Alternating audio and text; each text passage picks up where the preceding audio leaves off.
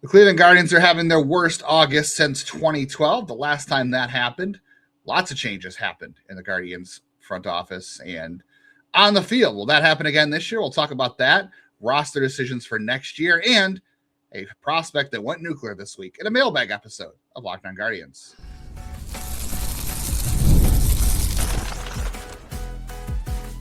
You are Locked On Guardians, your daily podcast on the Cleveland Guardians. Part of the Locked On Podcast Network, your team every day. Got to be honest, I have blocked out a lot of the Manny Acta era Cleveland baseball team. I went to a lot of games from 2007 to 2012 because I was in college. So I had a lot of free time and somehow a lot more expendable income than I should have had. So I was at one of the games that August, and I just remember the collapse. That's what I was living in New York and I didn't have any money, but I loved listening. So I listened to Hammy and Hegan, like the best combo of my life on the radio. Those two together was something special. Not a knock on anyone now, but boy, it was a special combination at the time. Yeah, some nostalgia there for sure. This is Locked On Guardians, the only daily Cleveland Guardians podcast. It covers your team every day from the majors, the minors, the draft, everything in between. We'll have a little bit of all that on today's mailbag edition. That's Jeff Ellis. I'm Justin Lada. We've been co-hosting the show together for 4 years. Before that, Jeff spent 4 wonderful years without me on this show as well. Today's episode brought to you by Kalshi for a little bit of time. Now the Kalshi app, use code Locked On to get $10 when you trade 10. It is a mailbag episode, so we're going to talk about later on Ryan Cesarini, what's behind his recent surge. We got a lot of questions from you guys about Ryan Cesarini. We will talk about the 2027 roster because a lot of people want to know what the Guardians are going to do with the net roster in the offseason, the impending lockout, some payroll questions, if there's a salary cap, all that good stuff. But we're starting off this episode with the Guardians. They are having a bad month. They're having a bad second half. Is this going to cost anybody their job? And I have to say off the front, no. I don't think anybody is getting fired for any of this. I will offer this caveat, though, not just a straight up no, because I think there's a deeper conversation here. I do think they have to figure out some things internally, at least for the last 2 years. They had that terrible 10-game losing streak last year. They were 15.5 out, famously, before they came back and won the division and got hot. This year, they're in a rut again, and they've created themselves a hole. I think you do have to start asking, okay, what are we doing wrong here? Why 2 years in a row have we dug ourselves such a hole? I know that isn't the case right now, but the White Sox, even though as good as they're playing, and they're on the verge of beating the Cubs here 5-4, not that that matters because I don't think the Guardians are winning this division, but you have to ask yourselves, because Detroit was better last year, so a better team would bury them a little bit more this year when the White Sox are playing well, but I think it's worth at least having an internal discussion, a very hard conversation this offseason of, okay, why we need to refocus something internally. Why do they keep getting themselves into trouble the last 2 years? They're having summer swoons. I don't have a good answer for that. I agree with you. I don't think anyone's getting canned. I don't think there's any hot seats. I think all seats are about as cool as possibly can be. I think some of that is part of the effect of playing so many young players, like guys who aren't, in there a lot or, in year 1 or 2 or 3. I mean, some of it's just, you look at this roster, it's like, most players have a down month or 2 during the season because the season's so long. And it just seems to be this team has more guys who are like, they play one half well and the other half not so well. And they've had a whole bunch of those over the year, from Kwan to Ahmed. You can keep going and going with that. Heck, Jim Thome never made the number of all-star teams a Hall of Famer should make because he always was a slow starter. Like there's that bit parts and components even for the greats. I do agree they need to figure out part of why it's always a July swoon these past few years, why it's more, I guess, June into July and the start of August even a year ago. So I'll be curious to see what happens. And I'll say even going back to when they, won the title in 23, they had a bad August swoon. And I remember that because they came to Milwaukee and got killed in 3 games. And, at that point they were searching for answers and went and had Noel, and he had his run with this team. So it's very interesting to see. It's just one of those things that keeps happening. But I don't think anyone's seat is on the line. I don't either. And here's the thing too about managers and coaches in the front office. I know I've seen some comments from people saying like, oh, when David, what's his name? When David Blitzer takes over as the majority owner, whenever that happens, whether that's next year or whatever, he's going to want his own guys. I don't necessarily know that's true. We can think that. We don't even know if he's going to buy the team. Like, he's got an option to. He's got the option to become the majority owner. Yes, yeah. I assume that's his intent. But we also know that like some of the intent too was to start buying up some real estate around the ballpark and, try for a ballpark village. And so far, I think a lot of that has been somewhat fruitless. Like they do own the former East Gateway garage that connects to where the Cavs play and the Guardians play. The Guardians do own that garage now, and they've turned it over to a company to run it. I'm sure they're making a profit on that, but the idea was to knock that down eventually. I'd heard. We'll see if that's still true. But yeah, nothing has been purchased as far as I know, as land wise. I haven't seen anything out there on it. And the Guardians, this is a business side of thing, but Progressive Field, for all the upgrades they've made externally facing, from a beautification standpoint, they haven't addressed things like some of the walk ramps need to be replaced. The concrete is going. They need new elevators. I think the Guardians are asking for like $60 million. I forget how much money they're asking for from the Gateway Fund, which basically has no money at this point from the syntax to fix elevators and some other stuff and structural stuff. So that might be another issue that to come to face with too. That doesn't involve buying extra property. Anyway, that's a huge digression from the point here. Let's say Blitzer even does take over. Do you think that the Dolans, for all the flack they get, we know that they, entered into that agreement with John Sherman, probably knowing he was going to keep the team in Cleveland, and also I think David Blitzer too.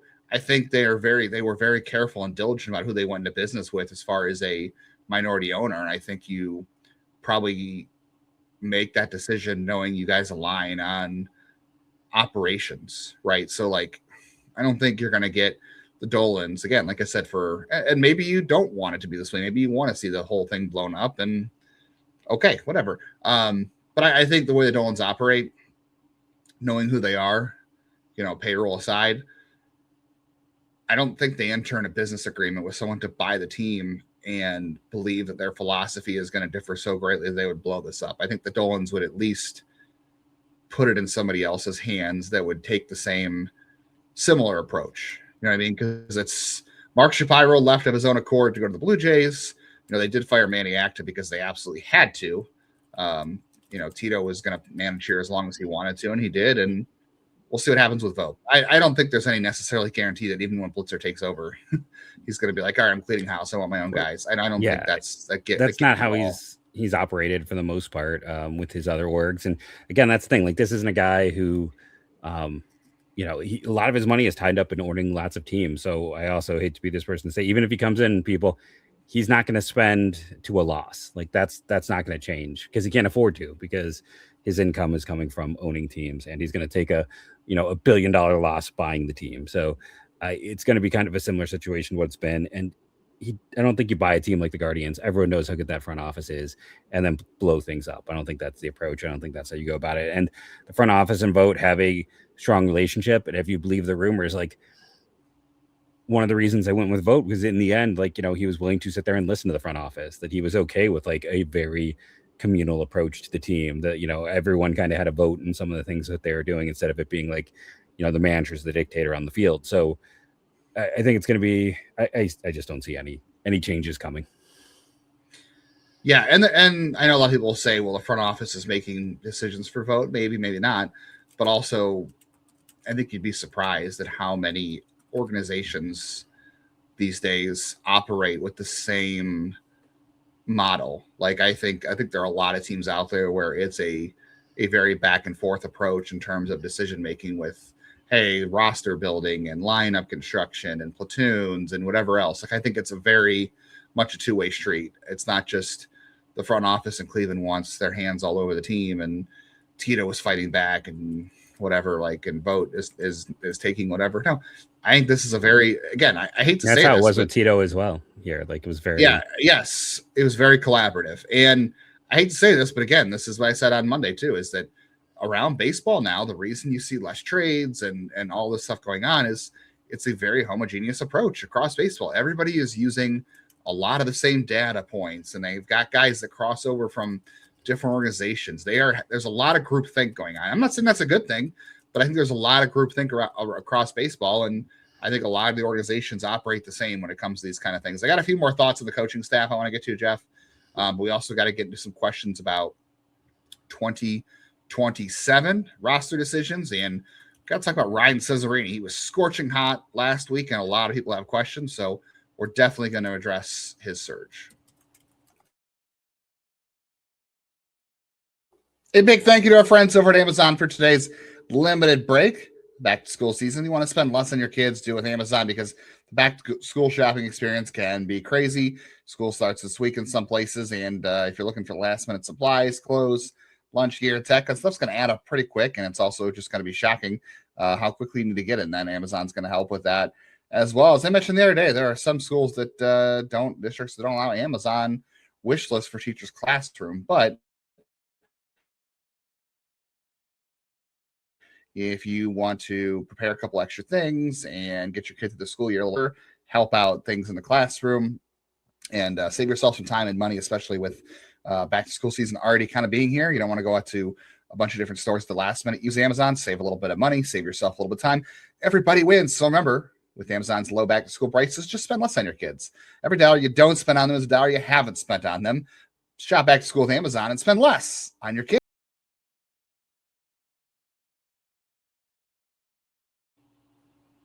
As always, we thank you for making Locked On Guardians your first listen today and every day, wherever it is that you get podcasts. If you want to get a little bit more quick into the weeds on things in the show, we have the ad-free version of the show as part of the Everydayer Club, and that gets you an ad-free version of the show wherever you listen on audio, so it cuts out all the ads if you're not interested in all that kind of stuff and you maybe have a shorter commute, whatever.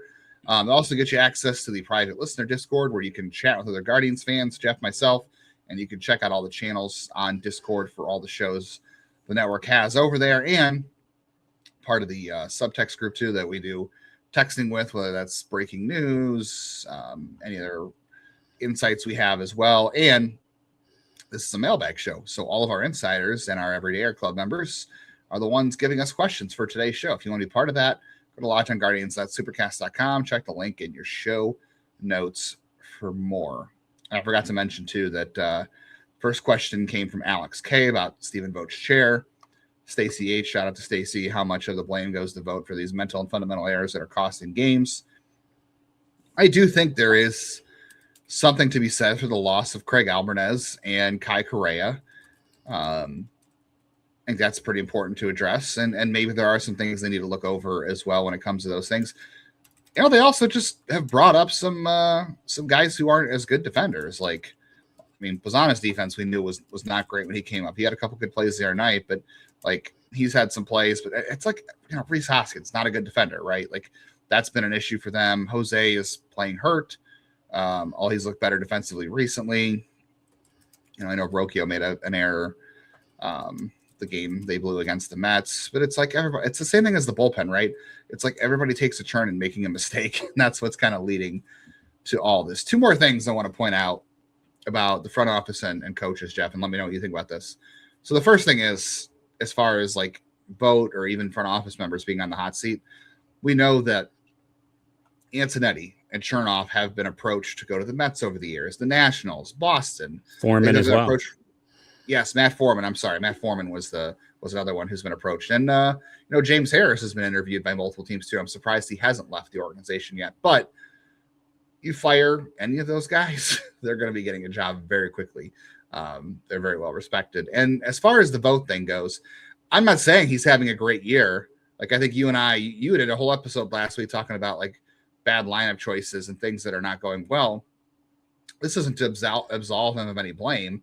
But the thing you mentioned yesterday was like, you know, you can only work with the ingredients that you have. And I still think that 90% of what a manager does, again, is below the surface. Like last year, keeping the team steady when the Clase and Ortiz move, or the whatever you want to call it, suspensions were handed out, those kind of things.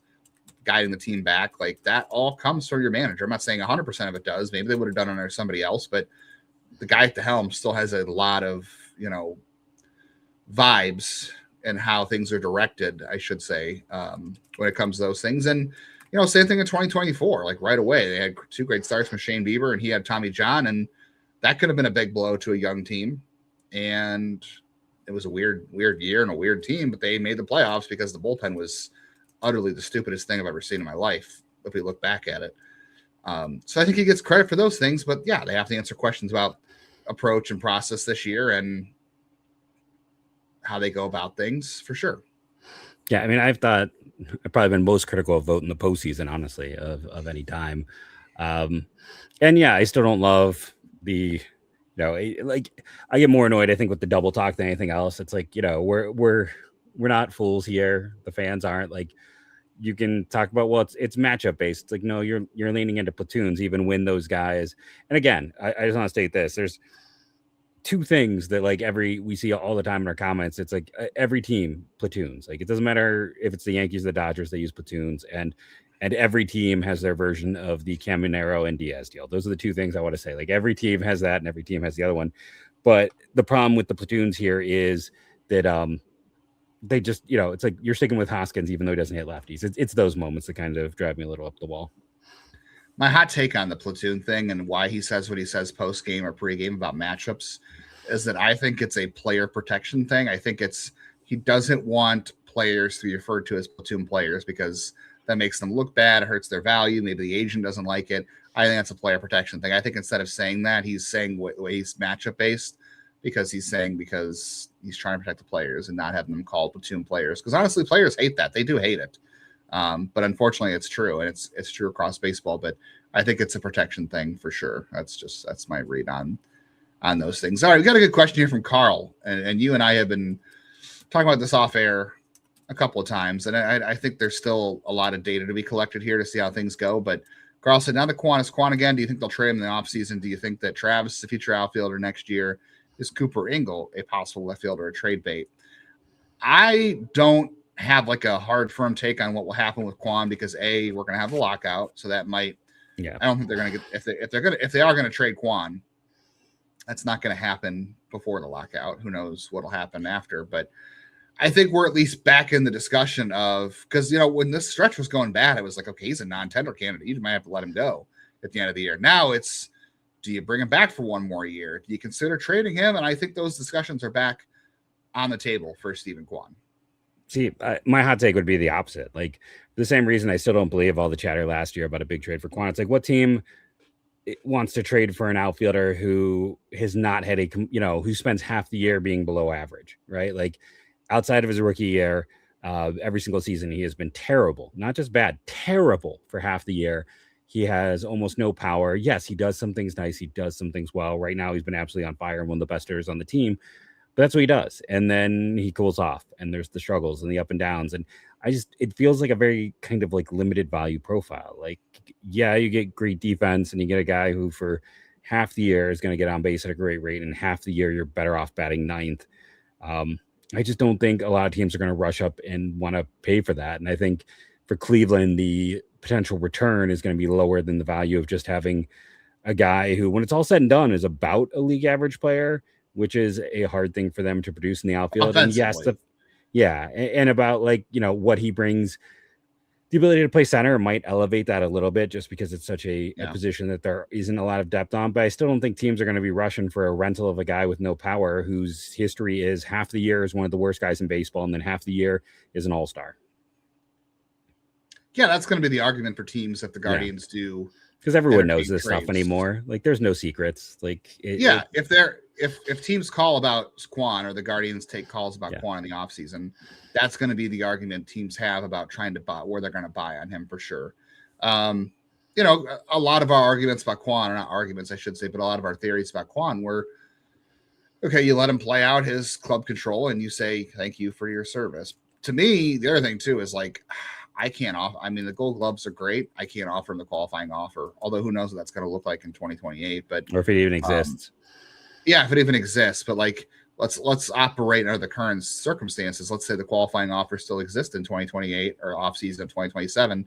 I don't know if you offer Kwan the qualifying offer because I think he might accept it. Because it's at like what 21 million this year. I think wasn't it 23 last year? I thought it was like 23 now. Yeah, it might be higher. You're right. I don't know that off the top of my head, but I think there's a very good chance like he might accept that. Who knows? So yeah. I don't think you can give him the qualifying offer, but it also depends on what he does next year. So we've been saying like let him play out his club control and say you really did well for us and we wish you the best of luck. As far as Travis is concerned, I do think there's a possibility he could move to the outfield. Depends on what they do at the middle infield. We have a question from Dominic about that. And then the Cooper Ingle thing, man, I just don't know. He's trade bait. He's trade bait. I think he's trade bait because the profile can work in left field because he's not dissimilar to Kwan offensively. But defensively, obviously, he's not even anywhere near Kwan. And part of the reason you're willing to put up with Kwan's offense being league average when you balance the whole is because his defense is just incredible.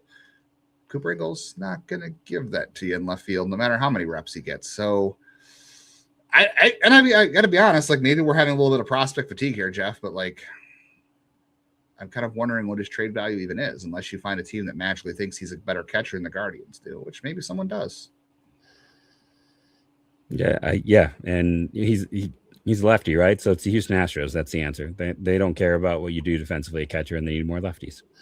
True, and you got that short wall in left field, so they can just put him in front of the Crawford boxes and say, just don't run into the wall. I don't know.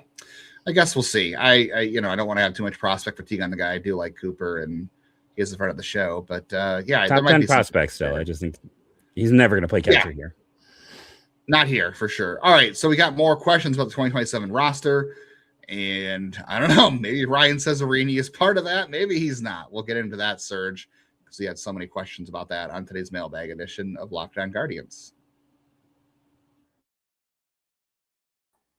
We are headed down the stretch run of baseball season, so there's still time for you to make it more on Kalshi, America's #1 prediction market platform where you can trade on every single game. Instead of looking at where things are for the Guardians with the Giants on Tuesday, which should be an interesting matchup all week long, we look over at the division where the White Sox are trading at a 68% chance to win the division. The Tigers are trading at a 14% chance to win the division. The Guardians down to 12th place. So maybe you think the Guardians are going to go on a hot streak here and you want to grab some of those shares, right? Maybe they become more valuable if the Guardians come on a run and all of a sudden you've bought in very, very low, because on Kalshi, you're trading against peers in a live market. There is no house. As the probability changes, you can buy in and out of your position. Download the Kalshi app. Use code LOCKEDON to get $10 when you trade 10 KALSHI. Kalshi trade on anything. 18 plus only. Restrictions and eligibility requirements apply. A contract trading involves risk, may not be suitable for all investors. Kalshi products are not available in all jurisdictions. Prices, values, and available markets may differ from those mentioned. For more information, see kalshi.com/regulatory.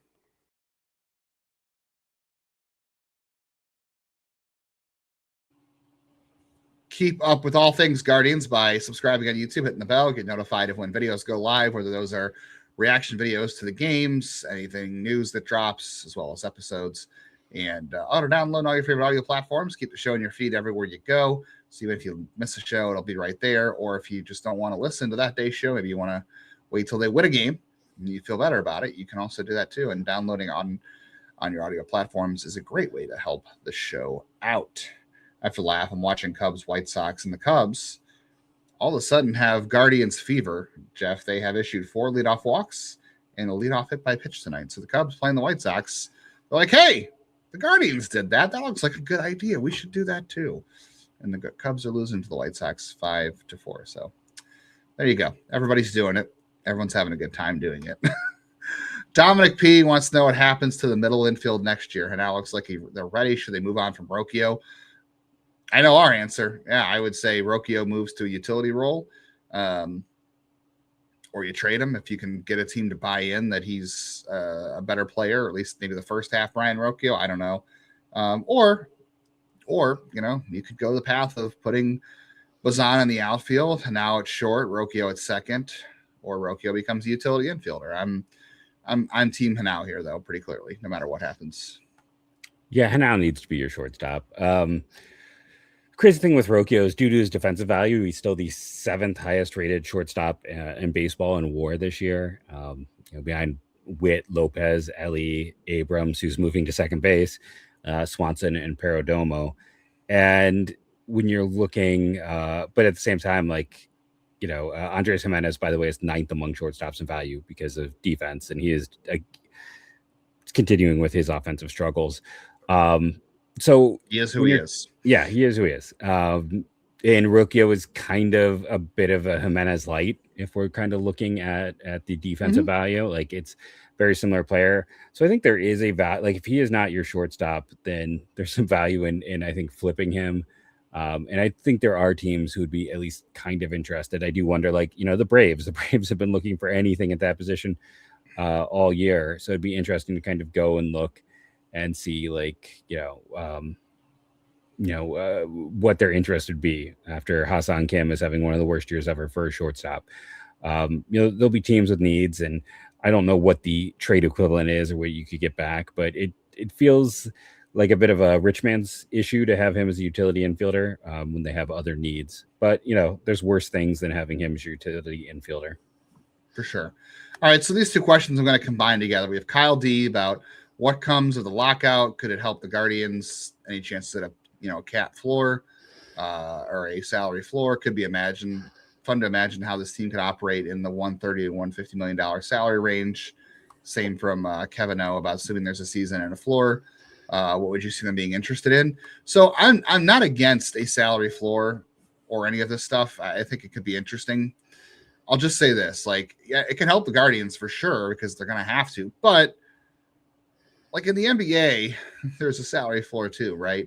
I see a lot of players in the NBA who I'm like, man, that guy got. I don't follow the NBA as much as I used to anymore, but I know the Cubs just tied it up 5-5. Michael Bush, Jeff's. Oh no, sorry, fly out the wall. I got deked. I think there's a chance that you see guys get paid who probably wouldn't otherwise. Like, instead of Reese Hoskins getting 1.2 million, he's getting 5 million or something. And, you're just, or you're extending a lot of your own young players, which is good. That's what you want. I'm just saying, I think there are ways teams are going to operate around that. You're not going to see them all of a sudden go nuts on some of these things. Again, I'm not against it. I think there's chances it could help, especially the Guardians, because I would love to see what this team could do with a consistently, like, even just $120 million payroll. But I do think there's some ways teams will do those things, like paying guys that you're like, okay, why is that guy getting paid so much? Or diving a lot of their money into their own players extension wise. Yeah, it'll probably gut free agency to a degree, at least early on until things kind of balance out. But the important thing is for any of it to work. And I think this is going to be something they'll work through. It sounds like that. Essentially, it's going to have to be like the NBA and the NFL. It's like everything's going to be one big pool. It's the communistic approach, right? Like those big TV contracts help everyone, not just the big markets. So that's how you set up the ability to have the floor and the caps for everyone. And, I think it would be interesting to see how they operate. But I do feel like in general, the free agency and baseball is a sucker's bet. So like, it's still got to be about keeping your own. Yeah, it is. All right. So we had CJF and Joel ask about Ryan Cesarini. And Jeff Cheeks Malone, one of our everydayers as well. What do you need to see from Ryan Cesarini that would separate from someone like Mitch Longo? I thought that was just a funny pull by Cheeks there about Mitch Longo, because I haven't thought of Mitch Longo in a while. Shout out to Mayfield Zone. I will say I don't think Ryan Cesarini is Mitch Longo, thankfully. Jeff and I spent a lot of time before the show because we just had so many questions on Ryan Cesarini, doing some data deep dives. Jeff found some good stuff. What the best thing I came up back with was our buddy Mike from Lake County. It's the batted ball data in Lake County is sometimes inconsistent or doesn't track all the time. But we've had 110 exit velos from Ryan Cesarini. That tracks with some of the data we found online. But he's pulling the heck out of the ball. The approach is interesting. I think there's something here. I think we need to see a lot more. It's a very small sample in AA. There is an offensive uptick across minor league baseball, whether that's the ball or something's going on there. I don't know. Altoona, the team he had 6 home runs against this week, one was against a position player, and is a god-awful roster right now. And again, he just hasn't played a whole lot at AA. So I'm not trying to denigrate what he's doing. I think it's awesome. I think there are some things here that are worth watching, but I think it's very hard to draw a lot of conclusions from what we're calling 90 plate appearances in AA. Yeah, it's fun. Listen, when he was drafted, we said he was a sleeper. He came out of a small school in Pennsylvania, St. Joseph's, who actually had like 4 or 5 guys drafted that year, and he broke his hamate bone. So his draft year, he didn't get a chance to shine. He's hit very well in the minors, as Justin points out. He's maximizing his abilities. He's a smaller guy at 5'10", but he is just turning on baseballs. He's getting them very quickly, and he's pulling them, and that's leading to good results. It's hard to evaluate anyone based on stats right now because pitching in the minors, ever since they eliminated the lower levels, has just been god awful. Talked about a lot on the show. Like, home run rates kind of don't matter right now because it's just so much easier with how bad the levels of pitching are in the minors. Mm-hmm. But like, if you took his data and it took his AA data and put it in the big leagues, okay, which doesn't work because you got to get through 2 other levels. So to give you a comparison, he's essentially doing in AA in this small sample what Brandon Lau does at the big league level, who also, in terms of hard hit and in terms of pull percentage and in terms of exit velocity. So if you wanted to look, maybe, Cesarini did have was it a hamate in college, hamstring and oblique this year. Where Brandon Lau unfortunately has had a checkered injury history in the majors too. So he's fun. We're gonna certainly monitor him. We liked him in that draft class. Go look at the video where I like lean in very quietly and talk about how I have a sleeper for you. So he's a fun guy. We got to see some more.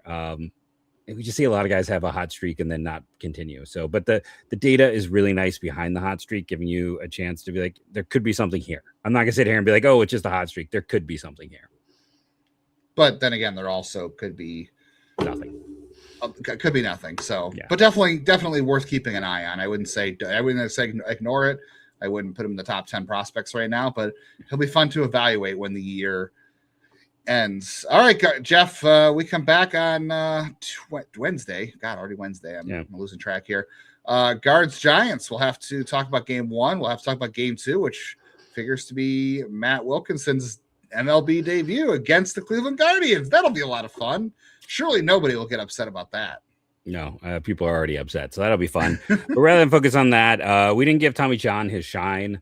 So Tommy John, by the way, came up, everyone knows the surgery. Very quickly at the end here, we'll talk about the fact that like one of the terrible trades of Cleveland baseball. Cleveland had this weird history of doing trades where like they lost the Minnie Minoso trade 3 times. They lost the Rocky Colavito trade both times because to get Rocky Colavito back, they traded Tommy Itchy and Tommy John. So Tommy John didn't have the longest run here, didn't have all the wins while in Cleveland, but he came up with Cleveland, is a Cleveland baseball player, and he's a player who I think should be in the Hall of Fame. Want to thank you all for joining us. Remember to rate and review, download daily. Tomorrow we will talk Tugboat. We will talk about the first game of the series. We will talk just overriding about what is going on with the Cleveland Guardians. Thank you all, and go Guardians go.